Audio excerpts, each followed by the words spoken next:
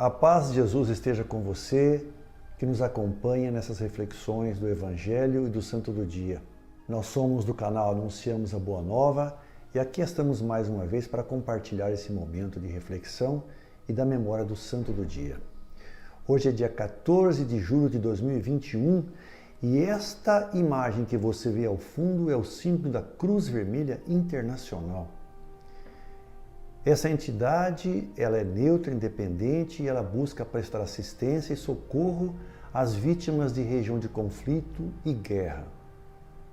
Mas por que colocamos aqui este símbolo? Durante a reflexão, nós vamos apurar uma das hipóteses que foram levadas em consideração para a criação deste símbolo. E o Evangelho de hoje, que está em Mateus, vai nos mostrar que muitas vezes a sabedoria está nas pessoas mais humildes e mais simples. Vamos falar então do Santo do Dia. Vamos falar de Camilo de Leles, que nasceu em 1550 em Bucchianico, na Itália, e sua mãe chamava-se Camila e ela teve a graça de ser mãe aos 60 anos de idade. Ele nasceu numa família cheia de brios, porque haviam lutado nas cruzadas. Logo aos 17 anos, Camilo alistou-se no exército da República de Veneza. Foi quando e onde ele teve os primeiros contatos com doentes, feridos, e também foi nessa ocasião que ele contraiu uma úlcera no pé que o acompanhou por toda a vida. Foi então que Camilo perdeu seu pai e ele enveredou pela vida de pecados e jogatina.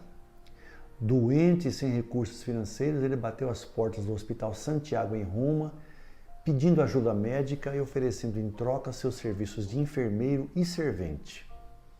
Mal cicatrizara sua ferida e ele alistou-se novamente para combater os turcos otomanos. Sua situação financeira melhorou e ele retornou à vida pecaminosa. Logo depois foi a Nápoles e fez voto de tornar-se franciscano. Mas esse voto durou muito pouco tempo. Ele se esqueceu dele logo e retornou à vida de pecados e jogatina. Conta-se que ele perdeu inclusive sua camisa numa mesa de jogo e voltou para Veneza, onde perambulava, passando frio, fome e sem abrigo. Foi então que um certo dia ele bateu às portas do convento dos Capuchinhos e lá realmente aconteceu a sua verdadeira conversão.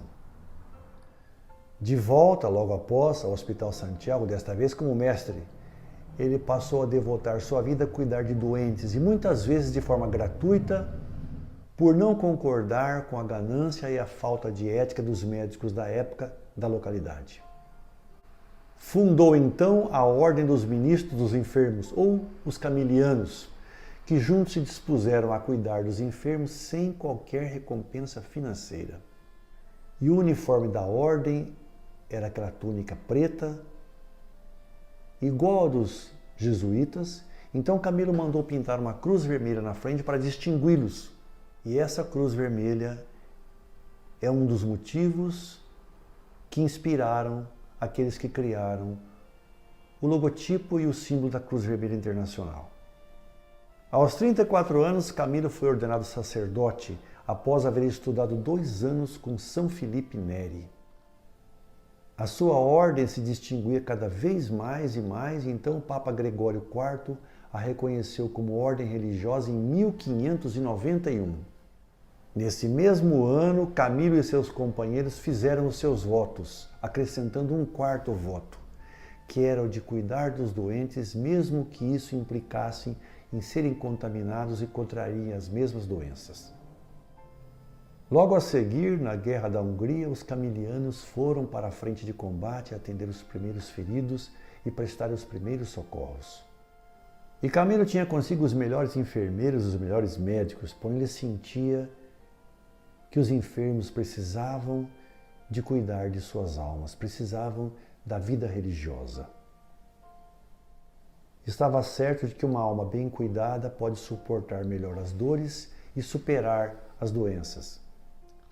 Mas o mais incrível, meus amigos, é que, segundo relatos de seus companheiros, ele cuidava pessoalmente dos doentes e ele via naquele doente a própria figura de Cristo. Como essa figura que você vê ao fundo. Conta-se que ele tinha uma atitude de respeito, como se estivesse diante do próprio Cristo, e enquanto ele cuidava do doente, ele murmurava pedidos de graças e perdão aos seus pecados, os pecados que cometera na sua vida anterior. E ele procurava incutir com constância no coração dos demais o espírito de extrema caridade. Era o que mais importava para ele na vida, a caridade e o amor ao próximo. Porém, por conta de problemas de saúde, ele precisou renunciar ao cargo máximo da ordem que ele criara em 1607. Ele faleceu num dia como hoje, um 14 de julho de 1614. Seu funeral foi acompanhado de muita emoção e conta-se que, após examinarem o seu corpo, constataram que, milagrosamente, a úlcera em seu pé havia sarado por completo. Em 1886, o Papa Leão XIII declarou o protetor celestial de todos os enfermos, dos profissionais de saúde e dos hospitais católicos de todo o mundo. Vale lembrar que ele recebeu sua última comunhão dias antes de falecer e deixou por escrito essas recomendações aos seus correligionários, mas que servem até nos dias de hoje. Eu vou ler para você. Observai bem as regras, haja entre vós uma grande união e muito amor. Amai e muito a nossa ordem e dedicai-vos ao apostolado dos enfermos. Trabalhai com muita alegria nesta vinha do Senhor. Se Deus me levar para o céu, vos hei de ajudar muito de lá. As perseguições que sofreu nossa obra vieram do ódio que o demônio tem ao ver quantas almas lhe escaparam pelas garras.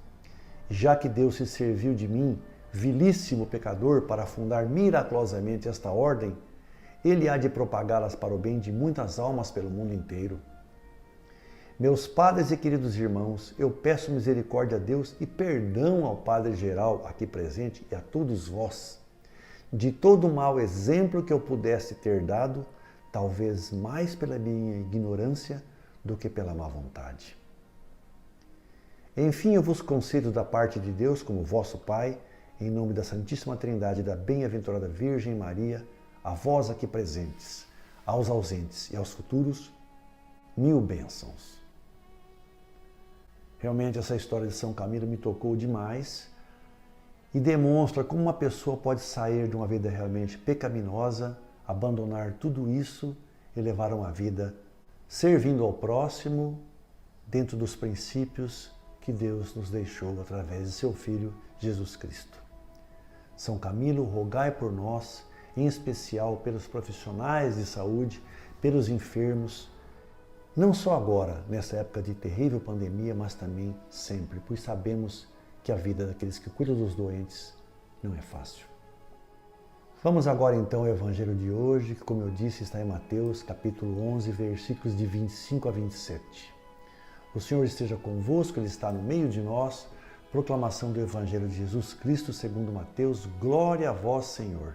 Pelo sinal da Santa Cruz, livrai-nos Deus, nosso Senhor, dos nossos inimigos.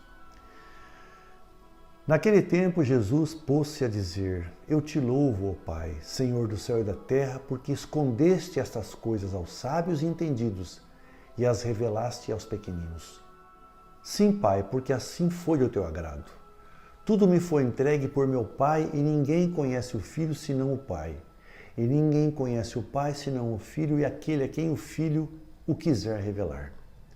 Palavra da salvação, glória a vós, Senhor. Um evangelho belíssimo e de uma simplicidade muito grande. E nós vamos começar essa reflexão chamando a sua atenção para aquelas pessoas que nós conhecemos, seja pessoalmente ou pela imprensa ou pela história, pessoas extremamente bem preparadas, bem formadas, de muita cultura, uma formação intelectual e acadêmica perfeitas, que são realmente mestres naquilo que fazem nesta vida. Mas isso não garante que eles tenham uma vida de acordo com os princípios cristãos. Muitas vezes nós notamos um descompasso entre o que a pessoa faz na vida e a vida que ele leva. Muitas vezes sem princípios éticos, morais, levado à corrupção, à arrogância, à avareza. Enfim, um contraste muito grande. Vez por outra estamos nos deparando com pessoas que falam coisas que a gente realmente se espanta de tanta sabedoria e beleza. A literatura está cheia de histórias e casos de pessoas que assim são.